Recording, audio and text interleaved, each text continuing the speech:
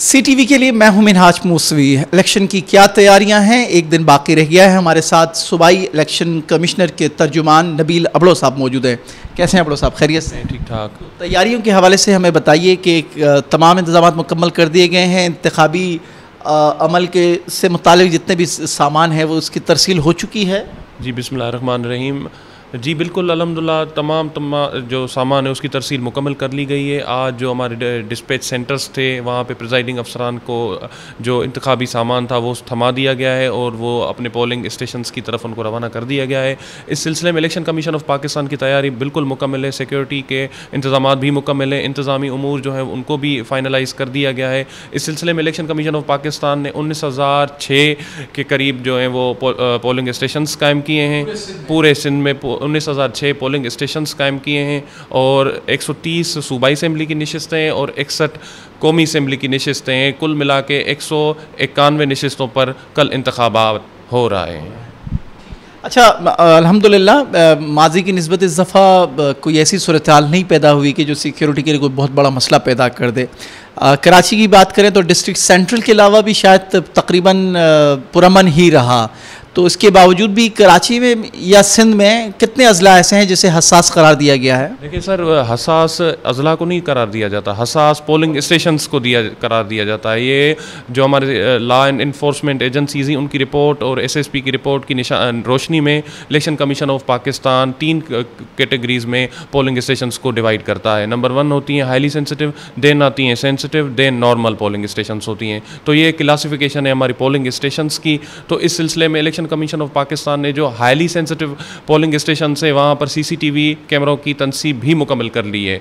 और election commission of Pakistan शफाफियत पर यकीन रखता है, आज़ादाना, मुनसिफाना और गैर जानबदाराना इंतखाबात पर यकीन रखते हुए हमने तमाम तर उमूर बिल्कुल शफाफियत के साथ मुकम्मल किए हैं।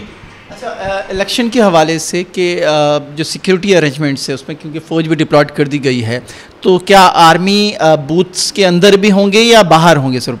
देखें जनाब, ये जो रेंजर्स और आर्मी के जो जवान हैं वो क्लस्टर फॉर्म में पोलिंग स्टेशंस पर मौजूद होंगे, लेकिन पोलिंग बूथ में ना तो पुलिस अफसर सिवाय वोटर के कोई नहीं जा सकता।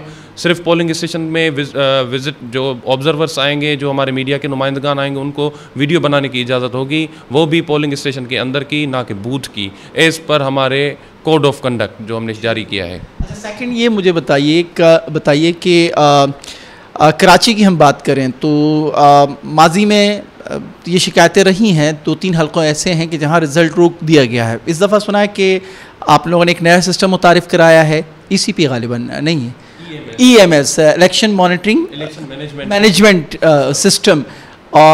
ये RTS से किस तरह मुख्तलिफ है? देखें जी, इलेक्शन मैनेजमेंट सिस्टम जो है वो RTS से बिल्कुल मुख्तलिफ है। और इलेक्शन मैनेजमेंट सिस्टम पे जो हमारे ट्रायल्स थे, जो हमने मॉक्स किए थे इलेक्शन कमीशन ऑफ पाकिस्तान ने, अल्हम्दुलिल्लाह उसका जो सक्सेस रेट है वो 100% है। और अल्हम्दुलिल्लाह वी आर कॉन्फिडेंट कि कल भी इंशाल्लाह इसी तरह हमारा EMS काम करेगा और इंशाल्लाह हम टाइमली रिजल्ट्स भी दे देंगे और तमाम तर जो मराहल है उनको मुकम्मल करके हम बिल्कुल। अच्छा, RTS में ये शिकायत आई थी कि क्योंकि रिमोट एरियाज़ हैं जहाँ बिजली का मसला है, इंटरनेट सर्विस का मसला है और RTS जो है इंटरनेट से जो है इंफॉर्मेशन कलेक्ट कर रहा था। यहाँ क्या ये जो आप EMS सर्विस है ये इंटरनेट के बगैर काम करेगा? नहीं, इंटरनेट कनेक्टिविटी जहाँ जहाँ मौजूद होगी वहाँ EMS बिल्कुल बर वक्त काम करेगा और अल्हम्दुलिल्लाह हमने इंश्योर किया है कि कनेक्टिविटी हो। और इस सिलसिले में आज आपको पता हो कि PTA ने भी लिखा है कि इंटरनेट की कोई भी बंदिश नहीं होगी। तो वी आर कॉन्फिडेंट, अल्हम्दुलिल्लाह we are ready for tomorrow and इंशाल्लाह we will conduct free, fair, transparent and inclusive elections tomorrow.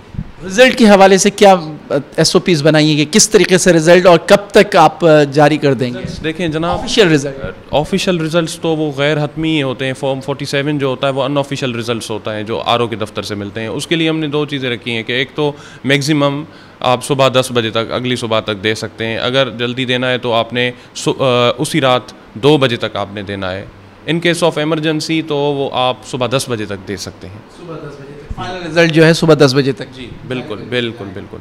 Thank you very much, बहुत शुक्रिया। हमारे साथ इलेक्शन कमीशन, सूबाई इलेक्शन कमीशन के तर्जुमान नबील अबलो साहब मौजूद थे, जो कि पूरे इस सूरत हाल से हमें आगाह कर रहे थे कि कल के इंतखाबात के हवाले से इलेक्शन कमीशन की क्या तैयारियां हैं, और बिलखुसूस इंतखाबी नताइज के हवाले से हमेशा से इबहाम रहता है और उस पर शकूक व शुबहात भी होती हैं। लेकिन इस दफ़ा जो एक नया सिस्टम मुतारिफ़ कराया गया RTS के मुकाबले में, उसके बारे में नबील अबलो साहब कह रहे थे कि जो अब तक मॉक हुई है वो 100% रिज़ल्ट दे रहा है। तो लेट्स सी कि कल के इंतखाबात के बाद जब नताइज सामने आएंगे तो कितने इत्मीनान बख्श होंगे। कैमरामैन फ़ारूक अब्बास के साथ मैं हूं मिनहाज मूसवी।